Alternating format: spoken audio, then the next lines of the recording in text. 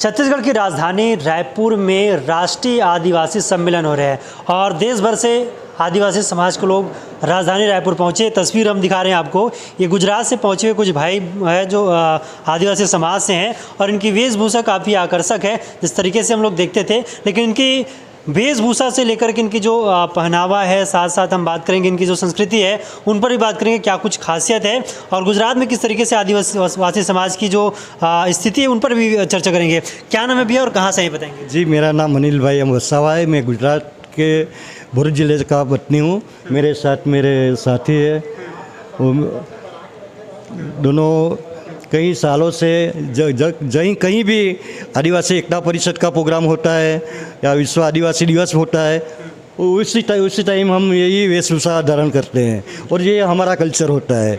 हम देख रहे हैं कि पश्चिमी संस्कृति के मुताबिक हमारा कल्चर लुप्त होता जा रहा है। उसमें सरकार की भी अनदेखी है, सरकार भी कुछ मदद नहीं कर रही है। सरकार हम देख रहे हैं कि बिन आदिवासी को सपोर्ट कर रही है।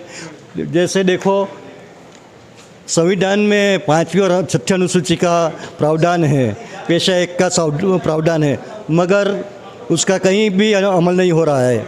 आप देखेंगे और वो एट्रोसिटी एक्ट जो आदिवासियों के लिए और SC/ST एक्ट के लिए बना है, मगर उसका भी कुछ अमल नहीं हो रहा है।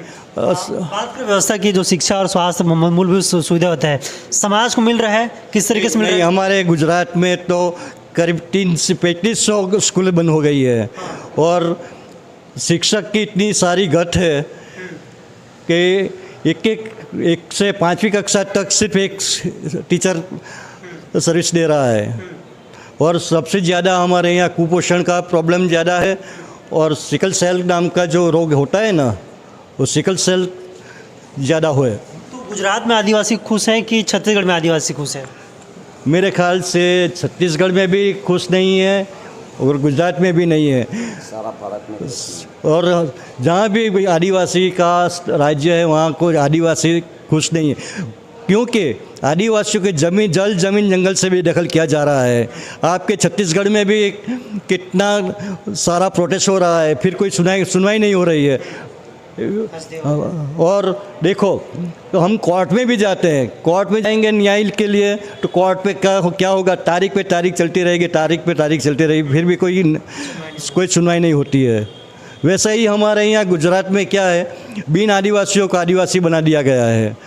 वो बिन आदिवासी के हिसाब से जो सच्चे आदिवासी है उनको कुछ लाभ नहीं मिल रहा है, ना ही गवर्नमेंट सर्विस मिल रही है, ना ही जो सरकारी जो योजनाएं हैं, योजना का कुछ लाभ नहीं हो रहा है। सबसे बड़ी बात होता है सड़क है, वहाँ पर विकास का रास्ता खुल जाता है। सड़क आपने देखा पूरे देश में बीजेपी सरकार ने बोला है कि गुजरात मॉडल है, मगर आप देखो गुजरात में शराबबंदी है, मगर आज के हिसाब से 10,000 करोड़ का इनकम होता है। वो किसका होता है? सरकार का होता है। सरकार को तो मिलता नहीं है, जो राजस्व मिलना चाहिए वो नहीं मिलता है। वो सब पुलिस वाला और जो मंत्री है ना, वो सब ले जा रहे हैं। अभी एक हादसा हुआ था, करीब 96 लोग जहरीली शराब पीने से मर गए। हाँ, तो कहीं ना कहीं जिस तरीके से मोदी सरकार के मंत्री ये बोल रहे हैं कि सड़कें हैं वो अमेरिका के बराबर होगा देश में, तो क्या लगता है जब गुजरात मॉडल फैले तो छत्तीसगढ़ भूपेश सरकार भी बहुत सारी चीज़ कर रहे हैं आदिवासियों के लिए, पेशा एक्ट कानून भी बजट में आने वाला है, तो किस तरह देखते हैं छत्तीसगढ़ में अब जो आदिवासी है उसके लिए सरकार सोच रही है, क्योंकि किसान का बेटा यहाँ पर कहा जाता है? नहीं, हमने सुना है, हमने भी देखा भी है और कई बार हमने न्यूज़पेपर में भी पढ़ा है, चैनलों के माध्यम से भी हमें मालूम पड़ा है कि छत्तीसगढ़ में अच्छा हो रहा है। जो CM है उनके राज्य में शायद कुछ बदलाव होगा, मगर वो तो कोई आसमान से टपक तो नहीं पड़ा है कि एक ही दिन में सब हो जाएगा। जो ख़राब हुआ है, पोजीशन ख़राब है, उसको संभालते संभालते जैसे वो कैंसर का जो रोग हो गया ना, उसको मिटाने के लिए तो दवा तो करनी पड़ेगी। वाले सरकार से क्या चाहते हैं? गुजरात सरकार किस तरीके से काम करे आदिवासियों के लिए, जिससे गुजरात में आदिवासियों का भला हो? क्योंकि राष्ट्रीय स्तर पर यहाँ पर कार्यक्रम हो रहे हैं, मंथन हो रहे हैं कि आदिवासी समाज का जो उत्थान हो वो कैसे हो। हम तो सरकार से, गुजरात सरकार से भी या महाराष्ट्र, एमपी, कोई भी सरकार है, भारत सरकार से भी यही उम्मीद करेंगे कि जो देश में हमारी 5वीं और 6ठी अनुसूची पेशा का सख्ती से अमल हो, और जो कुपोषण का मामला है, एजुकेशन का मामला है, जो स्कूलें बंद हो रही है, वो ठीक तरह से स्कूलों का अभ्यास होना चाहिए, शिक्षक की भर्ती होनी चाहिए। रोज़गार हमारी सबसे ज़्यादा समस्या है। रोज़गारी के लिए दर बर दर भटकना पड़ता है, हमारे कई गांव खाली हो जाते हैं। देखो ये आपके छत्तीसगढ़, एमपी के से, एमपी वाले भी हमारे गुजरात में आते हैं, वो गुजरात वाले भी मजदूरी के लिए निकल जाते हैं। इसकी वजह से ना तो बच्चों को अच्छी तरह से पढ़ा सकते हैं, नहीं तो उनका कुछ खान पान का भी ध्यान नहीं रख सकते वो लोग। आप क्या कहेंगे सरकार को? सरकार किस तरह से काम करे? भारत सरकार की बात करता हूँ। जो नरेंद्र मोदी है वो गुजरात का है, वो गृह मंत्री अमित शाह वो भी गुजरात का है। वो एक नंबर का लुच्चा लफंगा है मोदी और अमित शाह। उसने सारे दोनों ने ये देश को बर्बाद कर दिया, सब आदिवासी को बर्बाद कर दिया। हमारा जल जंगल ज़मीन, जब कोयला की खदान निकली है, हमको थोड़ा पैसा दे के सबको विस्थापित कर दिया है उसने। वहाँ अभी भी जीएमडीसी में वहाँ भी कोयला की खदान निकली है, उसमें भी हमको विस्थापित करने की सोचता है। भारतमाला प्रोजेक्ट लाता है वो, तो वो गुजरात में होकर जाने वाला है। तो वहाँ पहले एक किलोमीटर के अंदर वो पहला ज़मीन एक्वायर करते हैं, और फिर 150 किलोमीटर की जगह में वो ज़मीन एक्वायर करने की सोचता है। तो हम आदिवासियों कहाँ जाएंगे?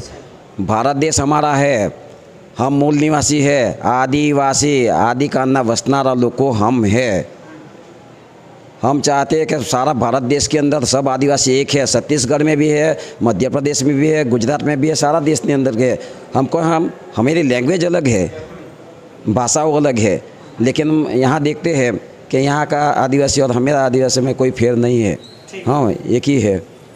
गुजरात से आए आदिवासी लोग हैं जो ये साफ तौर पर कह रहे हैं कि गुजरात सरकार हालांकि काम कर रही है, लेकिन आदिवासियों के हित में काम नहीं कर रही है। सरकार की तमाम योजना आदिवासियों के जो घर तक पहुंचने से फेल है। हमारा बजट जो आता है ना, आदिवासी बजट, वो बजट का सरेआम उनका गलत इस्तेमाल हो रहा है। कई चैनलों पे उसका खर्चा होता है, अपनी वाहवाही लुटाने में पूरा खर्चा हो जाता है। अभी गुजरात में देखो, वो पूरे विश्व में कहीं भी जिंक प्रोजेक्ट को मान्यता नहीं मिली, वो प्रोजेक्ट हमारे यहाँ तापी में लेके आए हैं लोग। इससे क्या होगा? पूरी सृष्टि का विनाश होगा। इसके लिए हम सरकार से विनती करते हैं कि पूरी दुनिया में उसको कहीं जगह नहीं मिली, तो फिर हमारे आदिवासी इलाके में क्यों? तो ये भी सोचना पड़ेगा। ठीक है, तो ये आदिवासी समाज के लोग हैं जिनसे हमने बातचीत की। मोदी सरकार जिस राज्य में 3 साल मुख्यमंत्री रहे, वहाँ के आदिवासियों का हाल ये है, हाल बयां किए है वहाँ के आदिवासी समाज के लोगों ने। अब किस तरीके से आने वाले समय इनकी भविष्य है और भविष्य के लोगों की चिंता है, और चिंता को मिटाने के लिए राजधानी रायपुर पहुँचे हैं, जहाँ पर राष्ट्रीय आदिवासी सम्मेलन का कार्यक्रम किया जा रहा है। उम्मीद है कि इस मंथन से आदिवासी समाज के हित में कुछ न कुछ परिणाम निकल कर सामने आएगा।